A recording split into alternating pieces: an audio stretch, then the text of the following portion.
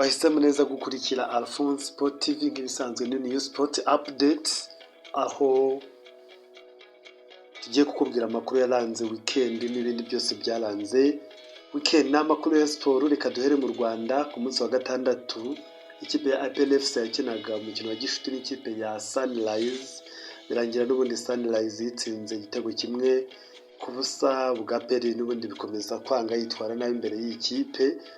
Hanyuma Mukura yanganyaga na Bugesera ubusa ku busa. Rayon Sport ku munsi w'ejo ku cyumweru yaje gutsinda ikipe ya Matale United iyirusha cyane, aho igitego cya mbere cyatsinzwe mu gice cya mbere n'umukinnyi Boris Jibenu.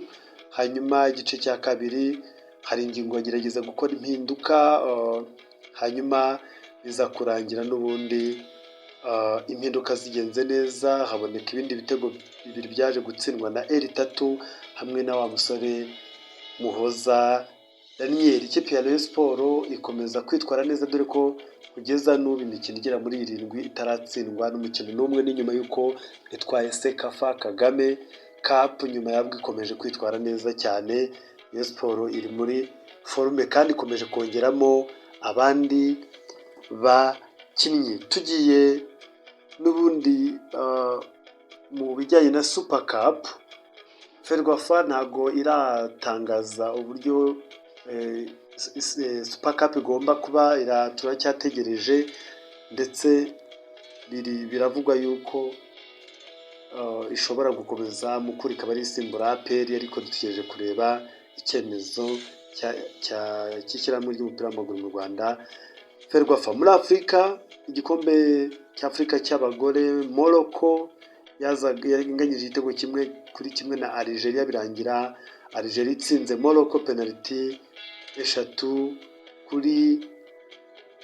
Finali byaje kurangira ikipe ya Cameroon itsinze ibitego 3 ku busa ikipe ya Malawi, birangira n'ubundi ikipe y'igihugu ya Cameroon yegukanye iki gikombe cy'Afurika. Tukiri muri Afurika n'ubundi, ikipe ya Young Africans yaje kugarura umukinnyi wayo wari waragiye muri Mamelodi Sundowns witwa Aziz Ki. Uyu muramuzi cyane, n'umukinnyi ukomeye cyane. Yaje rero kugaruka mu rugo, urumva yuko ari amata yabyaye amavuta, yagarutse aho yahoze. Turaza kureba imyitwarire ya Young Africans, ikipe ikomeye hano muri aka karere ka Afurika. I Burayi ni ibikombe by'ibihugu cyangwa se ibikombe by'ama Super Cup. Reka duhere mu Bwongereza, ikipe ya Arsenal de Gunners yakinaga na Manchester City, bakina igikombe cya Community Shield, ubwo ni ikipe yatwaye shampiyona n'indi yatwaye FA Cup, aho ikipe ya Arsenal yaje kwihanangiriza rwose ikipe ya Manchester City, itsinze ibitego 3 ku busa. Calafiori yatsinze, Odegaard yatsinze, Kai Havertz yatsinze. Performance nziza cyane z'umusore Tizoris hamwe na Bruno Guimaraes, abo bose baje kubanza mu kibuga bitwara neza. Ikipe ya Arsenal de Gunners igaragaza imyitwarire imeze neza. Manchester City ikomeza n'ubundi guhuzagurika, umutoza mushya, ibigaragara nyine bizagorana, ariko reka dutegereze turebe intangiriro za shampiyona uburyo biri buze kugenda. La Liga Santander yakomezaga, ikipe ya Racing Santander yaje kunganya ibitego 2-2 n'ikipe ya Villarreal.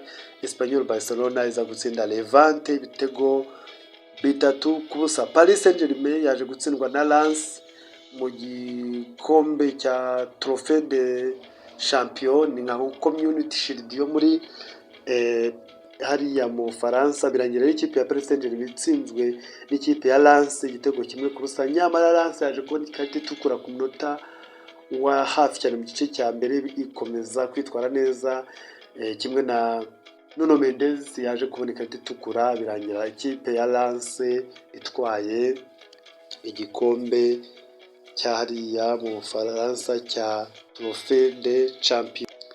Tunyarukiye muri transfer, Rodri yamaze kumvikana n'ikipe ya FC Barcelona kuri miliyoni 75 z'amayero. Ikipe ya Manchester City yaje kumvikana na FC Barcelona, nta gisigaye. JD Spence yasozanyije na Inter de Milan uyu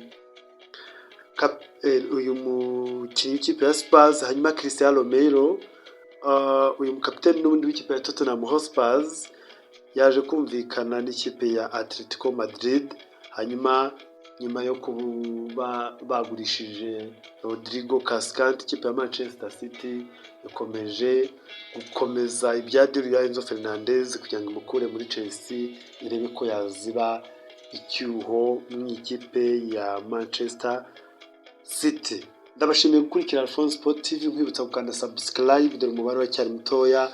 Ndagusaba gukanda like, ugakora share ndetse ugashyirana ibitekerezo byawe muri comment. Ndagushimiye cyane kandi ndabakunda cyane.